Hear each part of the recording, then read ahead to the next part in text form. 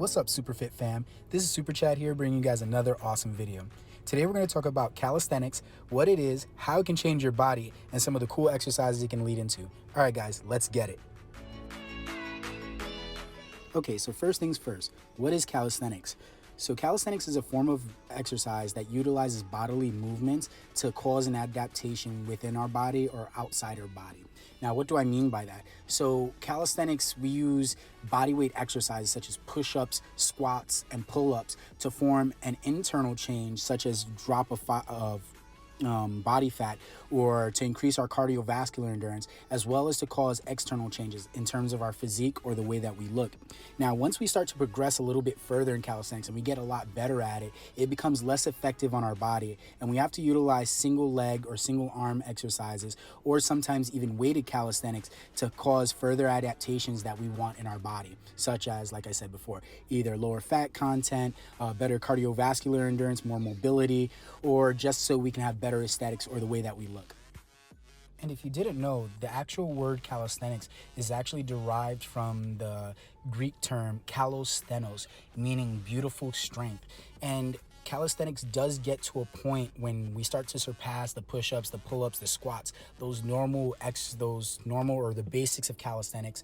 Once we surpass that, we start to be able to do really extremely amazing exercises that wow people or seem amazing or beautiful to people. And I think that's where the word calisthenics comes from, the beautiful strength, or the strength to realize that we can do something that's way more amazing than anything that we could have thought possible, as well as change our body composition, which is really amazing about calisthenics.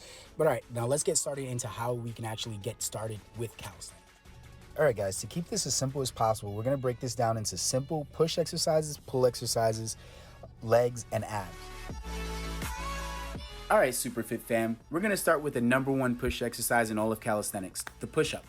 Now, before you think about harder variations of push-ups, such as the planche push-ups, pseudo-planche push-ups, even archer push-ups, you want to make sure you have a solid baseline of being able to do 20 solid push-ups unbroken. If that's too hard, we can always move into modified push-ups, where we keep our knees on the ground like this. When we do any type of push-up, we want to make sure we try to get our chest as close to the ground as possible, and we want to make sure we keep our arms close to our body.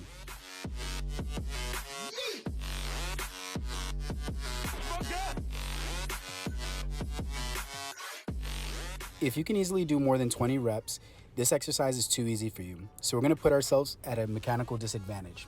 To do this, we're going to put our feet on top of something. That way there's increased load, or there's increased body weight on our hands.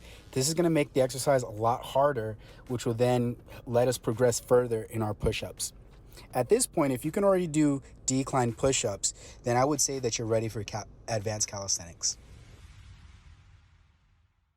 If you can't do the modded push-ups, don't worry, I didn't forget about you. What we can do to actually help you out is we can put ourselves at a mechanical advantage. To do this, what we're going to do is we're going to put our hands on something higher. That way, there's even less weight on our arms. From here, we can do elevated push-ups, or we can continue to put our knees on the ground for modded push-ups. Give this a go if you're still having trouble with modified push-ups on the floor. Next, I want to show you an exercise that can get you your first pull-up. What you're going to do is an overhand chin hold. You're going to try to hold this for 10 seconds. If you can't hold it for 10 seconds, try to break it down into smaller sets that add up to 10. Overall, you want to try to aim for 30 seconds. Getting into basic ab exercises, one of the most basic ab exercises will be the tuck hold, what I'm doing here. You want to aim to be able to do that for 4 sets of 10 seconds. Once you can progress fast past that, you want to start going into tuck raises with a goal of hitting at least 15 to 20 reps. Once you can hit those reps, it's safe to start doing further L-sit progressions. And if you get really good at these tuck raises, it actually goes into some tougher exercises, such as tucked front lever raises, which will actually be a little bit of a conjunction of building lat strength from the chin holds I showed you a little bit earlier. Getting into legs, the most basic exercise you can perform is the squat.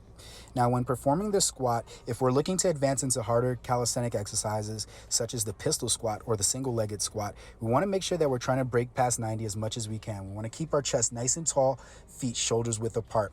Now, once the squats get a little bit easy, that you can break more than 4 sets of 20 reps each set, you want to start jumping up into weighted calisthenics or weighted squats. Now, weighted squats are going to be a lot tougher, but make sure that you have good form before you start to transition into weighted squats. I also want to give a very big piece of advice about lunges. Now, most people would say that a lunge is a basic exercise. A lunge is a unilateral exercise, meaning a single leg exercise where most of the weight is placed on one leg. Now, if you cannot do a squat or you're having trouble breaking that 20 body weight squat number, you're going to have tremendous trouble doing lunges. It is my best suggestion that you perfect the squat first before you start jumping into lunges. Make sure that you don't feel any pain in your ankles, your hips, or your knees when you're performing the squats before you think about jumping into lunges. That is my utmost opinion. Okay, those are most of the basic exercises that you can perform in calisthenics. Now I kind of want to show you what they can lead to. If you get really good at push-ups, it can lead the way into leading to frog stands where you're able to support yourself without feet, which will later lead into handstands and different planche progressions. If you get really good at leg raises will eventually lead the way into L-sits. They will also lead the way, as long as you work on your pull-ups, they'll also lead the way into front levers. If you get really good at the leg raises, it'll turn into skin the cat, which will eventually turn into back levers. And all during that time while you're gaining skills, since you're doing reps at the same time, you will also get aesthetically cut up or gain a little bit of muscle size. You'll also be able to do some of the coolest skills or some of the coolest things that you never thought possible.